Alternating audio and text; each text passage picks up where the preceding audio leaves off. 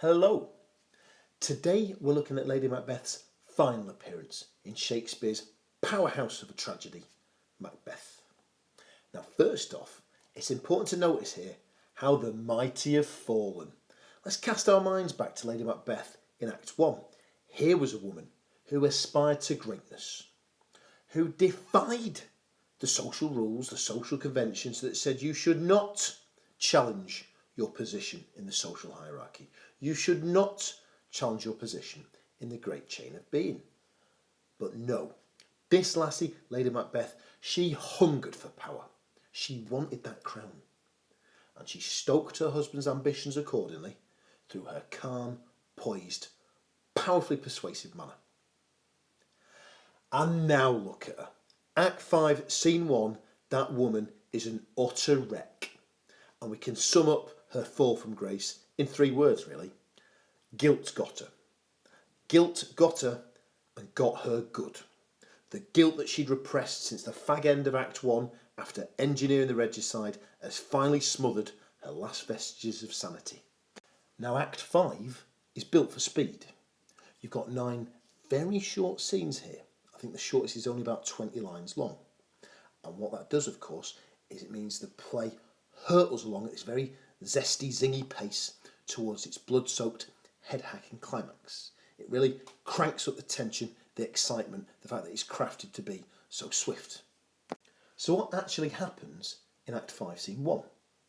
Well, the doctor and one of Lady Macbeth's maids, she's called a waiting woman, they witness Lady Macbeth sleepwalking, and as she sleepwalks, she's revealing all these guilty secrets unwittingly.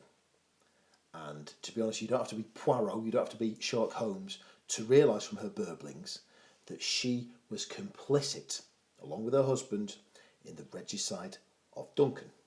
Regicide, of course, meaning the killing of a king.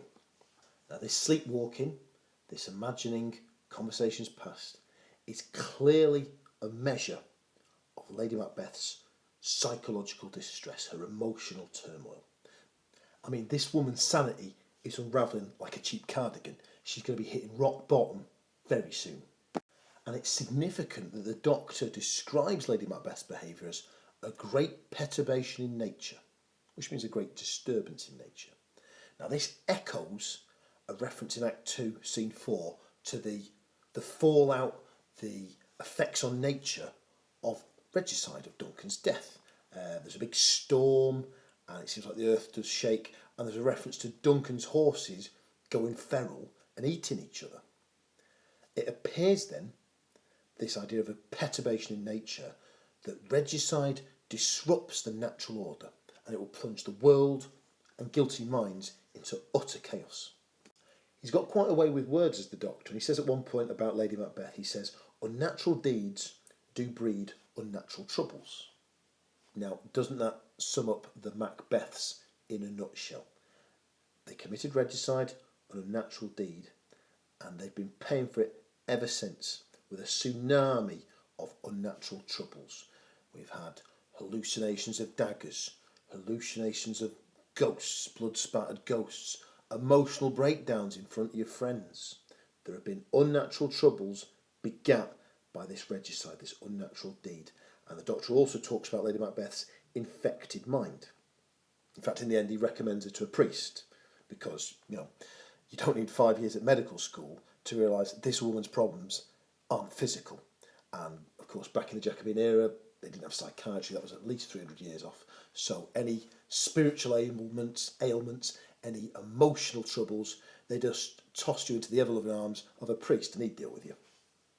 At this point, it's very fruitful to recall Lady Macbeth's words from Act 1, Scene 7. She's trying to calm her husband down because he's wigging out big time after killing Duncan. And she says to him, a little water clears us of this deed. How easy it is. Oh, Lady Macbeth, how you underestimate the corrosive power of guilt to eat away at you. Regicide is not a wipe clean crime. It is not like when, in some schools I've worked at, not my current one, thank God, you'd get some knucklehead hide into the school office and they'd say to him, now Kevin, you've burned down the sports hall, you ate the school hamster and you've kneecapped the deputy head. This is your last warning.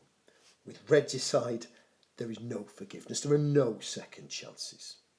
And that blood stain is very significant. It's a metaphor. It's symbolic. It symbolises the moral corruption that has tainted her soul. She's damned to hell for this sin. She knows water won't wash it away. She knows that stench of sin will cling to her like a cheap perfume. Do you remember she says, will these hands ne'er be clean? She's frantically washing them to try and remove that stain. She also laments all the perfumes of Arabia will not sweeten this little hand. Another thing that's interesting about the sleepwalking, above and beyond it telegraphing her emotional turbulence, it accords very nicely with that theme, that key theme of the play, appearance versus reality. This idea of confusion or disorder between the way things appear and the way they really are. I mean, you've got a great line at the start of it, fair is foul and foul is fair. Things are not what they seem. Act the innocent flower, but be the serpent under it. Things are not what they seem. And sleepwalking accords very nicely with that, because it's unclear whether you're awake or asleep, because you're kind of manifesting symptoms of both those states. Now, when Lady Macbeth enters this scene, she's got a little piddly bit of candle in her hand. I think it's called taper in the stage directions. And she's clearly trying to pierce the darkness with it. Now, this act, this physical act, is a lovely metaphor, because, as I've said, this is a woman that's cocooned in a moral darkness. Her soul is black, her future's black on the back end of regicide. And that candle then, that's an attempt to defer her inevitable descent into hell. That piddly bit of candle is trying to keep murky hell, she uses that phrase, hell is murky hell at bay. As well as mental equilibrium, mental stability, another key difference between the Lady Macbeth of Act 1 and the Lady Macbeth of Act 5 is her language. By Act 5, her language is broken down, and that reflects her mental breakdown. Don't forget, the time was when this woman, Lady Macbeth, had a silver tongue. I mean, she had a black belt aptitude for persuasive communication. She could get you to do anything. Anything. I tell you, this gal could persuade Miley Cyrus to put her clothes back on. She even got her husband, a guy that's, full of the milk of human kindness, a moral man, to kill his own king. Her words flowed. Now, they lurch. Let's have a look at some of these examples. The short sentences. Out damn spot. Out I say. 1, 2. It's very jarring. Similarly, the repetition. Come, come, come. To bed, to bed, to bed. She can't think clearly. She has to, like a scratched record, a scratched CD. She's repeating words. Then there's a dodgy half-cocked rhymes. The Thane of Fife had a wife.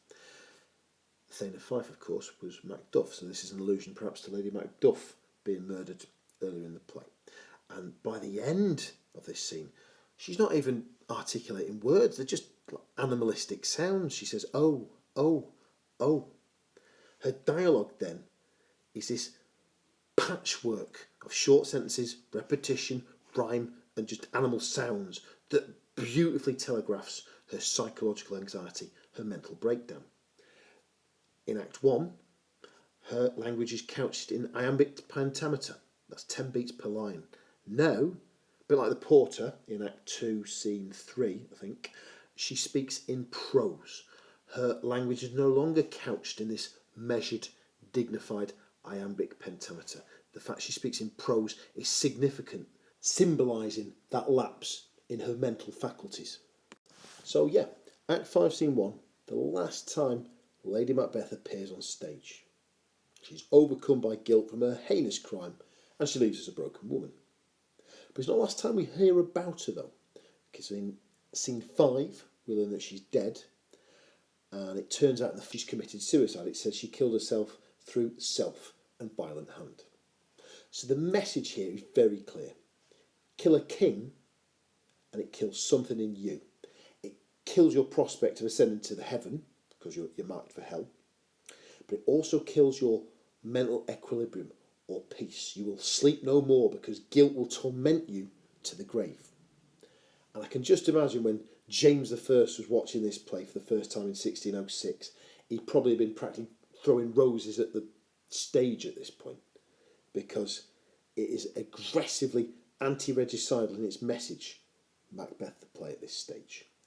And that'll be allaying a lot of James's fears. Don't forget, this man had very recently, in 1606, dodged being blown to bits by the gunpowder plotters.